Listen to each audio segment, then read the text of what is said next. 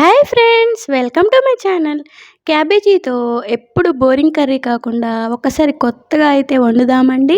అందరికీ నచ్చేలాగా ఈ సమ్మర్లో కూడా మన వంటికి చలవ చేసేలాగా క్యాబేజీ పెసరపప్పు కూర అయితే వండుదామండి. చాలా టేస్టీగా అయితే ఉంటుంది. చాలా సింపుల్ రెసిపీ అండి. చాలా చాలా బాగుంటుందండి అన్నంతో పాటు. చూస్తున్నారు కదా, ఇప్పుడైతే ప్రాసెస్ స్టార్ట్ చేద్దామండి. చూడండి, ఒక క్యాబేజీ అయితే తీసుకున్నాను, కొంచెం పెసరపప్పు అయితే తీసుకున్నాను, 3 అయితే టమాటోస్ తీసుకున్నాను. పెసరపప్పు అయితే ముందు వాటర్ వేసుకొని నానబెట్టుకొని ఉంచుకోవాలండి. క్యాబేజీ ఒట్టిగా వండినా సరే పిల్లలకు కూడా నచ్చదండి. ఇట్లా పెసరపప్పు అయితే వేసి వండి చూడండి, చాలా చాలా టేస్టీగా అయితే ఉంటుందండి. ఇప్పుడైతే వాటర్లో అయితే నానబెట్టేసుకున్నానండి. ఈ పెసరపప్పుని కడిగి వాటర్లో నానబెట్టుకొని పక్కనైతే పెట్టేసుకుందాము. ఇప్పుడు టమాటాస్ అయితే కట్ చేస్తున్నాను, చూస్తున్నారు కదా. టమాటోస్ మిక్సీలో వేసి మిక్సీ అయితే పట్టుకోవాలండి. మనం ఇట్లా కట్ చేసేసుకొని, చాలా సింపుల్ ఈజీ రెసిపీ అండి. చాలా టేస్టీగా కూడా ఉంటుంది. తప్పకుండా మీరు కూడా ఒక్కసారి ట్రై చేయండి. ఇట్లా పెసరపప్పు వేసి క్యాబేజీలో. చూస్తున్నారు కదా, టమాటోస్ మొత్తం నేను మిక్సీ జార్లో అయితే వేసేసుకుంటున్నాను ఫ్రెండ్స్. మాకైతే మా పిల్లలకి కానీ, నాకు కానీ, మా హస్బెండ్కి కానీ ఈ కర్రీ అయితే చాలా చాలా ఇష్టం అండి. ఇంకా అడిగే మరీ చేపించుకుంటారు, ఇలా క్యాబేజీ కర్రీ కావాలి అని చెప్పి. ఈ సమ్మర్లో మన వంటికి కూడా బాగా చలువ చేస్తుందండి పెసరపప్పు. చాలా చాలా బాగుంటుంది. దానికోసం మనం క్యాబేజీ పెద్దగా కాకుండా చాలా చిన్నగా కట్ చేసుకోవాలండి. అప్పుడే చాలా టేస్టీగా అయితే ఉంటుంది. మా పిల్లలకి కానీ, మా హస్బెండ్కి కానీ క్యాబేజీ పెద్దగా కట్ చేస్తే ఇష్టం ఉండదు. అందుకే చాలా సన్నగా అయితే నేను కట్ చేస్తానండి క్యాబేజ్. చూడండి, నేను హాఫే తీసుకుంటున్నాను ఈరోజు.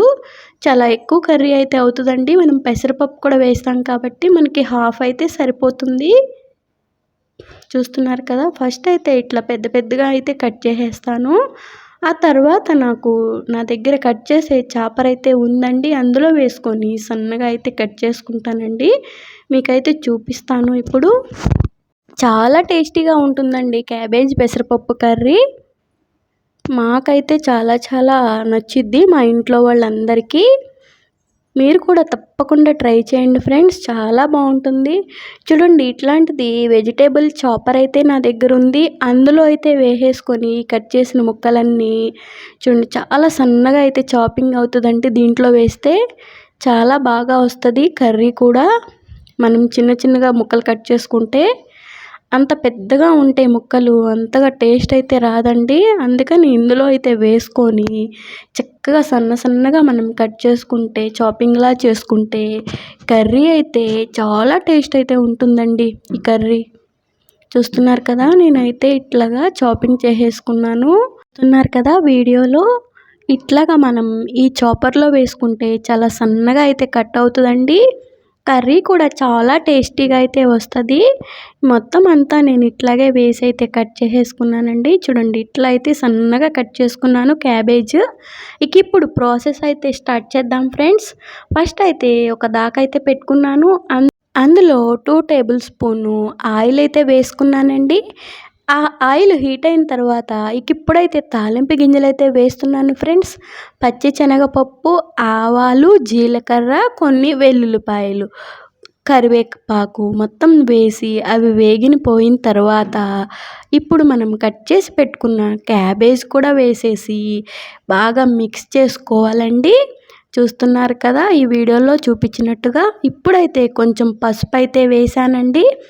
ఈ కర్రీలో అయితే నేను సాల్ట్ లాస్ట్లో వేస్తానండి, ఫస్టే వేయను. ఎందుకంటే మనం పెసరపప్పు కూడా వేస్తాం కాబట్టి అది ఉడకదని చెప్పి నేను సాల్ట్ అయితే లాస్ట్లో వేస్తానండి. మనం ఈ కర్రీని కుక్కర్లో కూడా చేసుకోవచ్చు, కానీ కుక్కర్లో అయితే అంత టేస్ట్ ఉండదండి. అందుకని నేను ఇట్లా దాకలో వండి చూపిస్తున్నాను. చూడండి, పెసరపప్పు కూడా నానబెట్టుకొని కడిగి పెట్టుకున్నాం కదా, అది కూడా వేసేసి ఇట్లా బాగా అయితే మిక్స్ చేసుకోవాలండి. ఇది కుక్కర్లో వేయటం వల్ల పెసరపప్పు అయితే కనిపించకుండా బాగా ఉడికిపోయిద్దండి. అట్లా ఉడికిపోతే అంత టేస్ట్ అయితే అనిపించదు. అందుకని నేను ఇట్లయితే వండుతున్నానండి. ఇట్లయితే మనం కొంచెం పెసరపప్పులుగా ఉంచుకుంటే కూర అయితే చాలా టేస్టీగా ఉంటుందండి. ఇక ఇప్పుడు మనం చేసి పెట్టుకున్నాం కదా పేస్ట్, టమాటో పేస్ట్, అది కూడా అయితే ఇందులో వేసేసానండి. మొత్తం అయితే మిక్స్ చేసేసి ఇందులో ఇప్పుడు కారం అయితే వేసుకుందాం ఫ్రెండ్స్.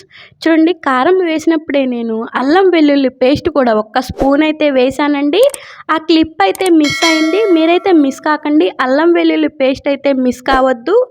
అల్లం వెల్లుల్లి పేస్ట్ వేసుకోవడం వల్ల కర్రీ చాలా టేస్టీగా అయితే ఉంటుందండి. అందుకని అల్లం వెల్లుల్లి పేస్ట్ అయితే వేయండి. చూడండి, ఇప్పుడైతే వాటర్ పోసాను, ఉడికిస్తున్నాను. వాటర్ పోసి చూడండి రెడీ అయిపోయింది కర్రీ అయితే.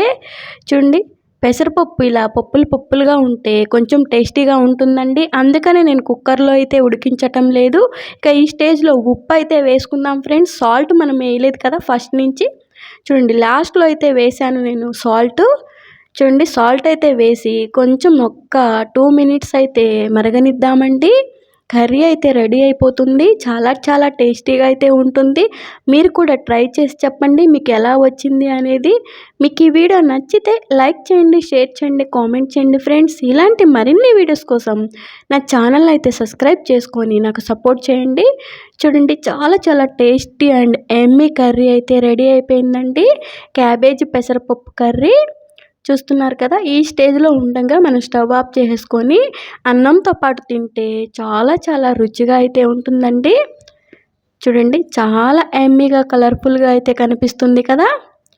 ఇట్లా అయితే చేసుకోవాలండి, చాలా బాగుంటుంది. ట్రై చేయండి మీరు కూడా. క్యాబేజ్ పెసరపప్పు కర్రీ అయితే రెడీ అయిపోయిందండి. It's done. కలర్ఫుల్గా చాలా చాలా టేస్టీగా అయితే ఉంటుందండి. Thank you for watching friends. Bye bye.